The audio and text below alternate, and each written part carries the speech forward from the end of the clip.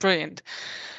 Well, I'm Miriam Börne, a policy officer at the German Winegrowers Association, or Deutscher Weinbauverband, how we call it in German. And I would like to share with you some insights and some thoughts on the importance of sustainability for the German wine sector in view of the Green Deal and the CAP negotiations. But first of all, who are we? Well, the German Winegrowers Association is the international and national representation of German wine growers. That means we also represent our members' interests towards policymakers and stakeholders. We have 36 members, and all of our members are associations themselves. Most of them are regional wine growers associations, but we also have some members who are, for example, associations of wine producers with GI, or we also have members who represent younger winemakers or organic wine producers. So as a winemaker, you are a member of your regional wine growers association, and that association is then one of our members. We don't have, well, as a winemaker, you can't be a direct member of the German Wine Growers Association. We also organize an international congress every second year. The next one will take place in April 2022 next year in Stuttgart, which is in the south of Germany. And we will also cover the Congress online, and it will be about sustainability, and we will raise the topic, or we'll raise the question on how can we change the wine sector to become a more sustainable sector. And it's our objective to get to make policymakers, researchers, and professional wine growers known, to exchange views, to exchange ideas, to then in the long run tackle today's changes, challenges, and tomorrow's challenges. I've already mentioned the word sustainability a few times. I would now like to look into the political visions of sustainability, or how sustainability could be implemented on a political scale. And I think the biggest and most important piece of legislation that we need to look into is the reform of the Common Agricultural Policy. The negotiations on the CAP, on the CAP, were extremely tough. It took the negotiators 3 years to find a compromise. Actually, the compromise was just found 2.5 weeks ago. And one of the most controversial points of these negotiations were actually the question how to include sustainability approaches in our agriculture. And therefore, how also to shape our subsidy programs. And for example, the compromise the now found compromise includes something called a social conditionality, which is something that's completely new to at least European agricultural policy. The social conditionality is also called the red heart of the CAP, and it's aiming to better protect the rights of farm workers. And that actually means that when EU labor rules should be violated, then the direct payments that farmers receive could be reduced. The EU funds, I can see, sorry if I interrupt, but I can see on my screen that some people are waiting in the waiting zone. Don't know if it's only me who can let them in. Okay. Sorry. I can't see it, but okay. Okay, there was just a window that popped up on my screen. Yeah. No, thanks. Okay. It was also decided that EU funds should be, more evenly distributed, meaning that member states shall allocate at least 10% of their direct payments to smaller or medium-sized farms, like family-run businesses, for example. And that means also that their income support will then be a bit higher than the income support provided to bigger farms. And also something that's brand new in the new CAP reform is a funding program called eco-schemes. Eco-schemes are practices beneficial to the environment, to climate, and also to animal welfare. Eco-schemes are voluntary for farmers. However, member states have to offer them. And the idea is to give farmers the possibility to increase their income by implementing green practices. So, well, one could maybe see this as a first approach to offer a sustainable business model to farmers, but not only making money by production, by producing agricultural goods, but also by implementing green practices. For us, the eco schemes also leave a big question mark because at the moment it's not yet clear how much money you will actually be able to earn with these eco schemes, and it's not yet even clear whether the eco schemes will actually cover the costs that they might cause for farmers. So it's clearly a very interesting funding scheme, but well, we certainly want to look into the details, and unfortunately we don't know them yet because the compromise has just been found, and also our German Ministry for Agriculture will also be highly involved in the funding part. So yes, that's something that we're waiting for.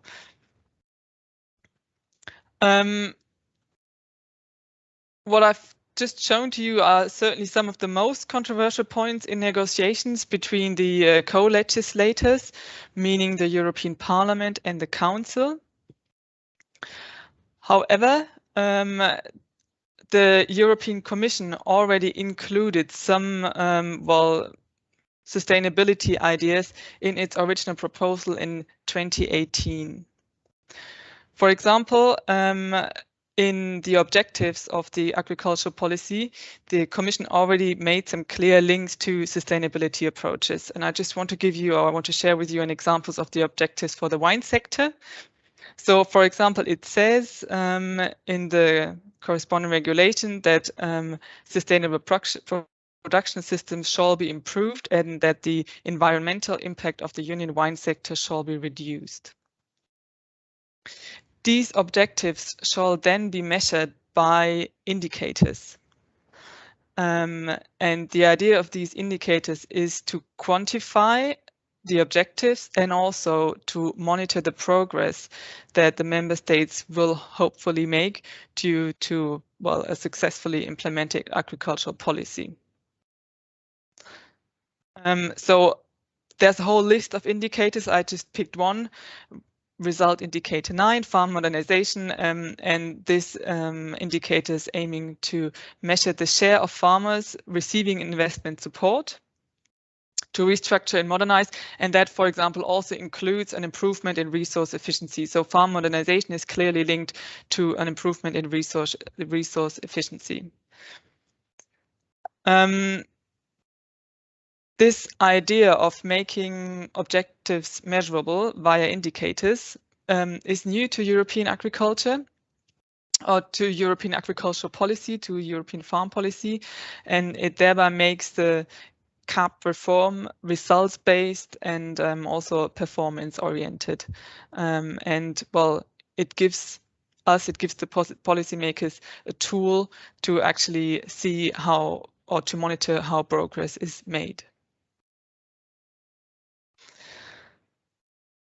Member states are then, or were then asked to carry out an analysis of their current agricultural policy, an analysis of their strengths, weaknesses, opportunities, and threats, the so-called SWOT analysis. And then based on this analysis, they shall assess their needs, the needs for their own agricultural policy.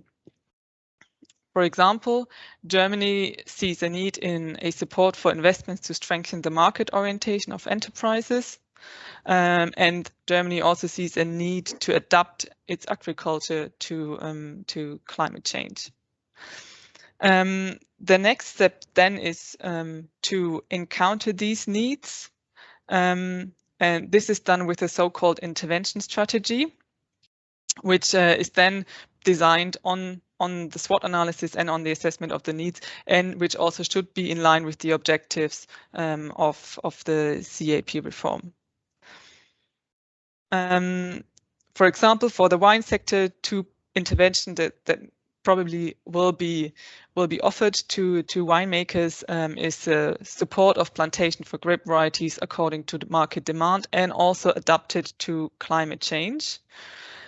And another intervention is the support for installation of modern vineyard systems, meaning we want to support vineyard systems that, for example, facilitate mechanization or that facilitate the very precise application of plant protection products, of sprays, in order to reduce the amount of plant protection products used in the long run. So these are some examples for interventions that will most probably be offered in Germany for wine growers.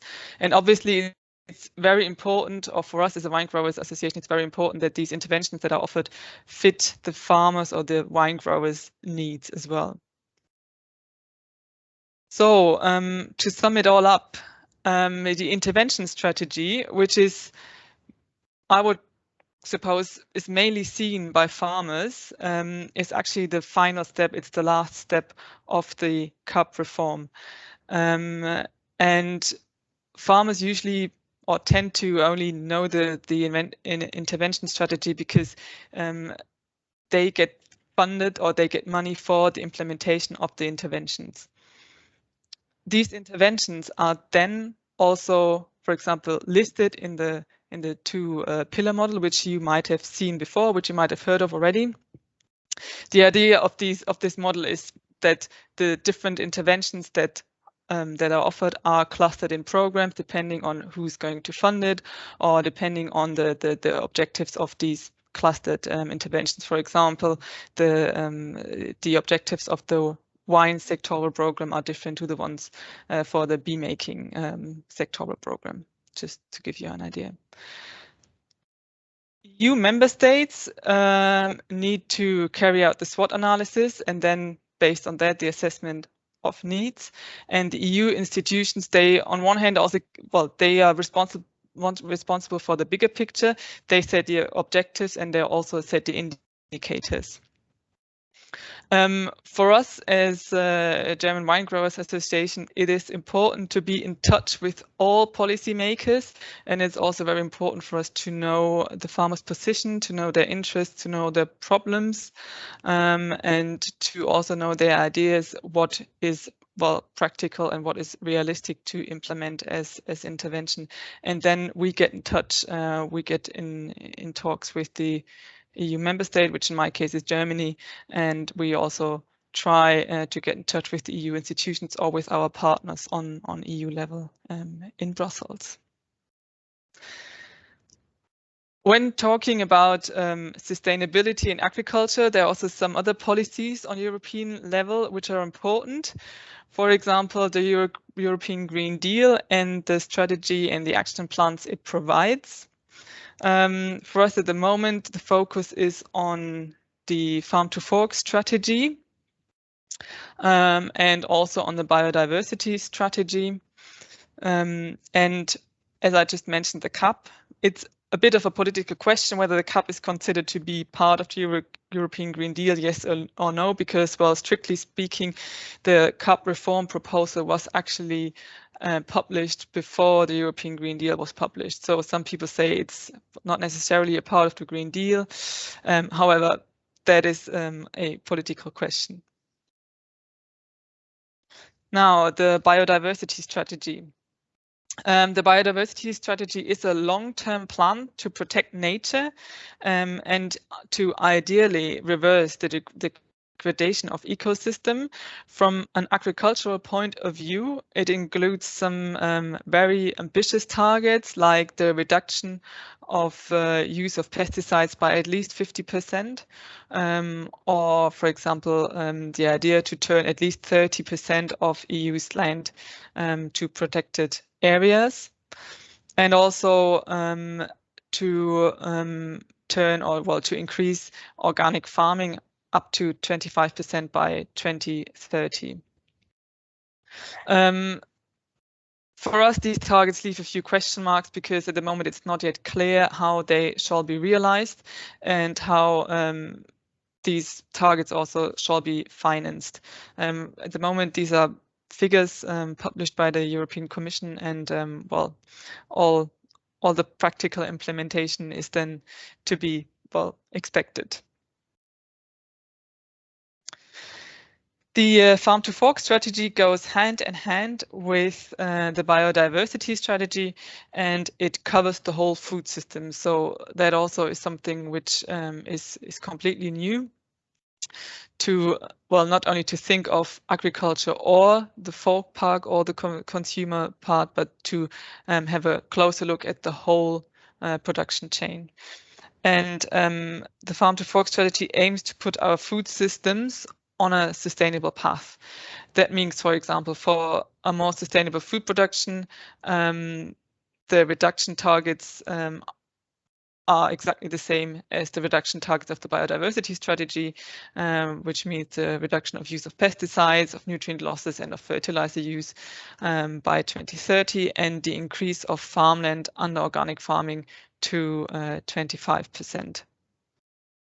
Food processing and distribution shall become more sustainable as well. For example, the Commission has already published a recycling initiative, and the idea is to increase the recycling quotas of packaging. Food consumption shall become more sustainable as well. One big part of this, well, this idea to make the consumption more sustainable is to change the food labeling. The consumer shall be empowered to be able to choose the right products for a balanced diet.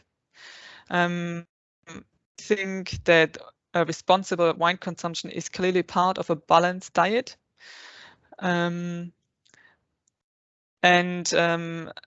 Another approach to empower consumers is by giving them more information, for example, via putting e-labels on bottles or on products, so that as a consumer, if you would like to know, if you would like to have more information on the product that you're just about to buy, you can just scan the QR code, and then you will find more information on the product.